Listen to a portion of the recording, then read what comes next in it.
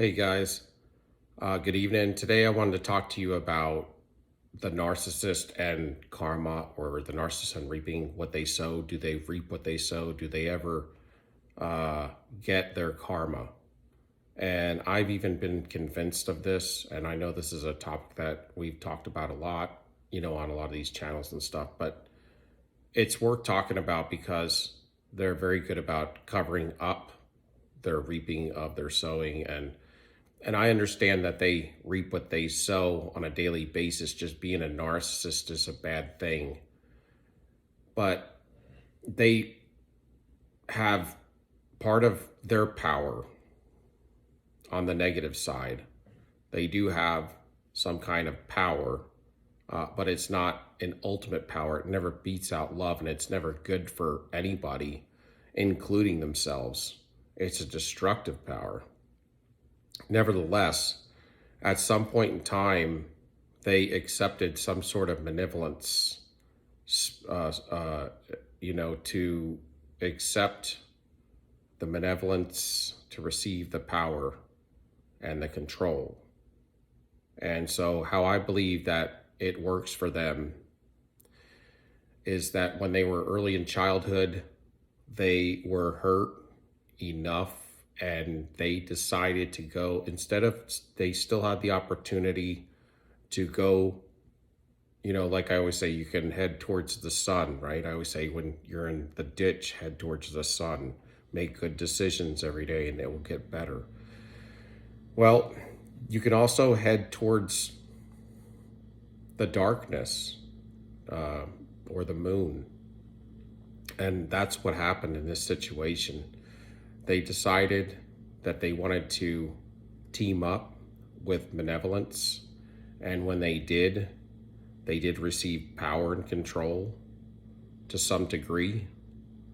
And part of what came with that was the ability to manipulate on another level. They were given power to manipulate on another level. What we call the mask, where we talk about the metaphoric mask, they really do have in the spirit realm a mask and many masks. And I've seen the spirit manifest in the physical realm. So I know that they do have masks for real.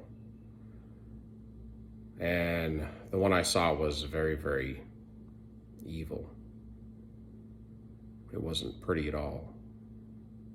To us, when we're meeting them, we see it as some sort of angel of light when we first meet them, but it's not true at all once we realize what's really going on and how it has its destructive abilities, and that there is no love, but an insatiable desire for power and control. Part of that comes with seduction, the ability to seduce certain individuals and to put desire in people. The allure, the witchcraft, these are all things that they went into covenant with. And this is how it manifests. It manifests in destructive ways to good individuals, and even destructive ways to bad individuals. For instance, a narcissist dating another narcissist. It even destroys them.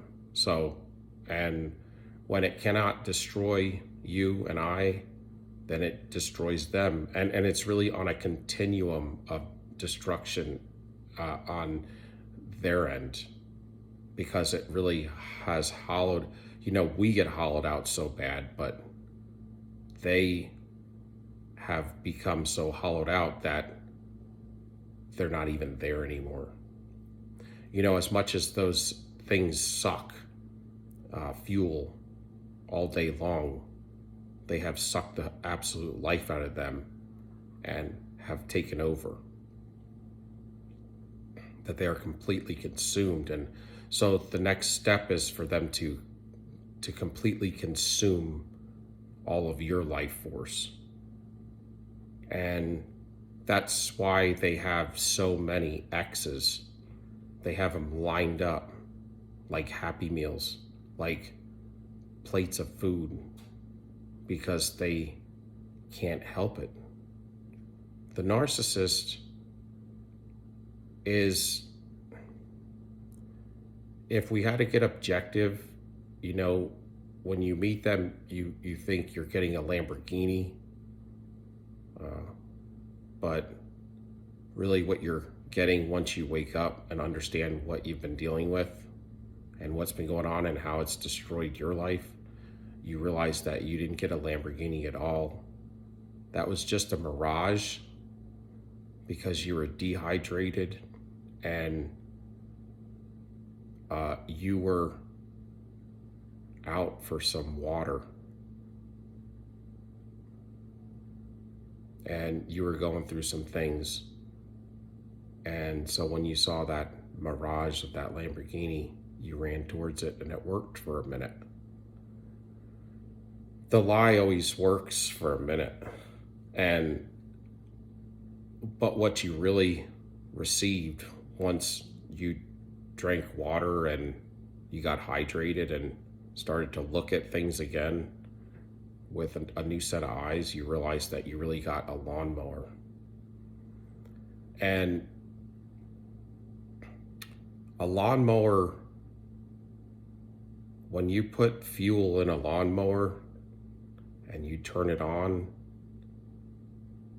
and you press go, it destroys everything in its pathway, and it's insatiable. It doesn't stop. And if you just keep putting fuel in it, it's going to keep cutting down everything to the ground that's in front of it. And the only way that it starts to think on a human level, on a inhumanity type level, is when it stops. And the only way it will stop is when it quits getting fuel. And so this is what's going on with them. And God gives them, there's on several occasions that the narcissist will run out of fuel, meaning all of those X's are not available or refuse them at some point in time, and they have nobody to draw off but themselves. And so when they have nothing to draw off but themselves, they run out of fuel, they hibernate, they flick and fling their crap on everybody around them, family, and then they kind of seclude. And in that seclusion, when they're out of fuel and that lawnmower has finally stopped mowing down everything in its tracks for just a moment, it tends to make them go inside. It forces them to, because the things that they have done in their past all starts to bubble up and bubble over like a volcano. And it starts to penetrate them and destroy them because they don't have anything to distract them. And if they have nothing to distract them, they have to deal with what they have done, because the feelings that have been undealt with start to surface. And what they realize in those small moments of time, those where time stands still, they will realize who was real. And I know for the people on this channel, y'all were real. The realest one they ever met, the one that gave them everything you had plus. and it didn't matter. But this is where it matters. This is where you will probably never know this, but this is where you, if you were there, would understand that they know who you are. They know who you are. They know the real from the fake. And they surround themselves around fake because to some degree they have to, because that's who they are. And you're a mirror and a reflection of the people that your friends. And so you're going to hang out with like-minded people. But they abuse, generally speaking, people of their own kind and use those people, and those people use them too. But every once in a while, they come across someone like yourself who really gave them everything.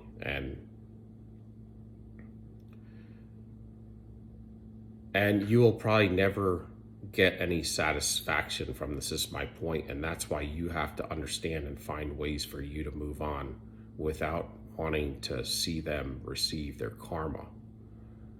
But a lot of times we want them to just address the fact that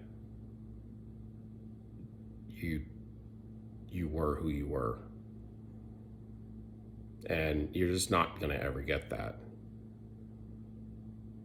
But just know that this will happen to them and you will be at the surface of everything. But they will never tell you. They will never tell you, and they will play this off like it never happened. A lot of times these guys go in impatient and need to be put in restraints and sedated just as much as they could send an empath to a psych ward or to the brink of their demise. But what they are is they're just a drug addict for fuel. If you continue to put fuel in the lawnmower, then they're going to continue to mow.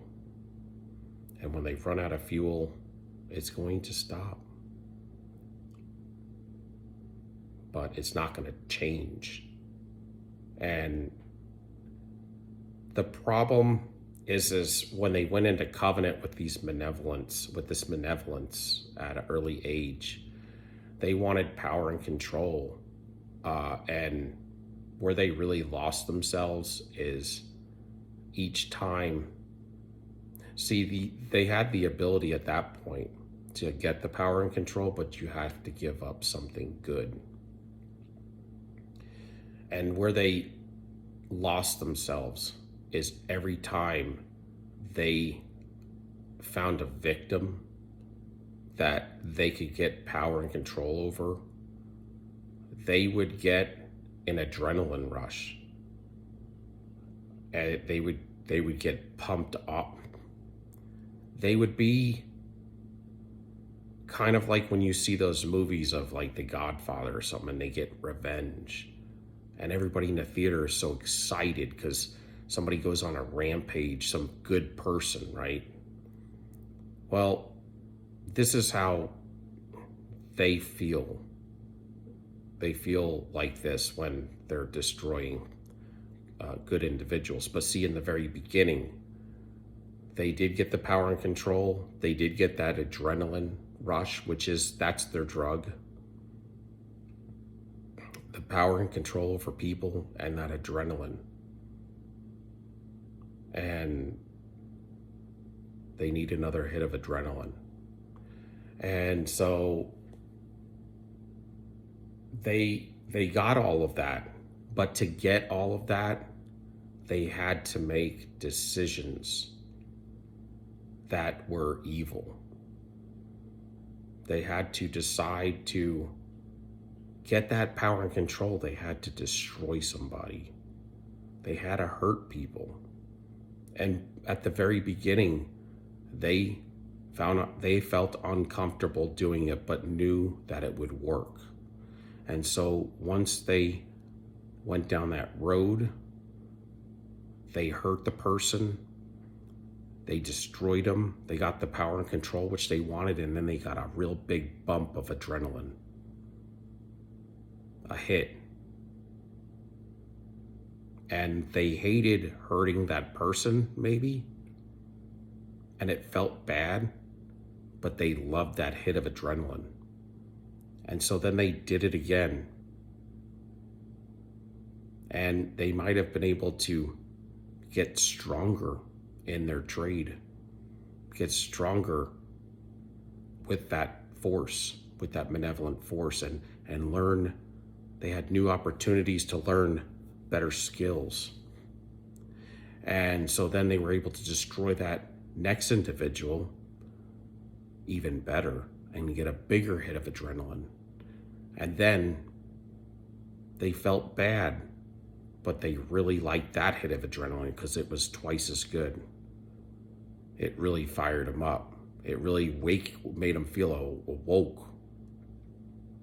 Kind of like when you first awake to narcissism. And, you know, sometimes it'll give you a boost of energy because you're like, I finally know what's going on. Well, for them, destroying people turned into an adrenaline rush, and they didn't like it in the very beginning, but they knew they had to do it to get that hit. And so they got addicted to that hit of adrenaline. And then they got not just one or two victims, but then they got like 3 or 4 victims, and they start doing this to each and every one of them all simultaneously. Okay? And then they built an army of flying monkeys around them, like the Wicked Witch would. And so then it got to where now they're controlling these people as an army and helping them to manipulate with their supply sources at a young age. And then they're blasting them all and destroying them all. And they felt bad for moments in time, but they really needed that adrenaline hit. And at some point in time, they did it until it never felt bad anymore.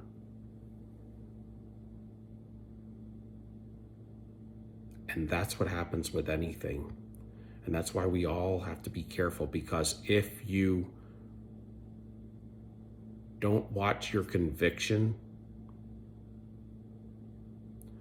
whatever it is that you're getting convicted about gets beyond that conviction, you become a reprobate, meaning you'll run over those convictions. See, it starts out as a big speed bump. It really slows you down because it hurts, you know? You feel bad. But if you continue to do that, that speed bump just gets worn away. And then it's just a wide open interstate, and you can push that pedal down all the way and you won't even feel it. And that's how you lose your soul, y'all. So if you're out there and you're still watching, if you could give me a like, a subscription, and a thumbs up. Until next time, soldier up, y'all. Peace. We out.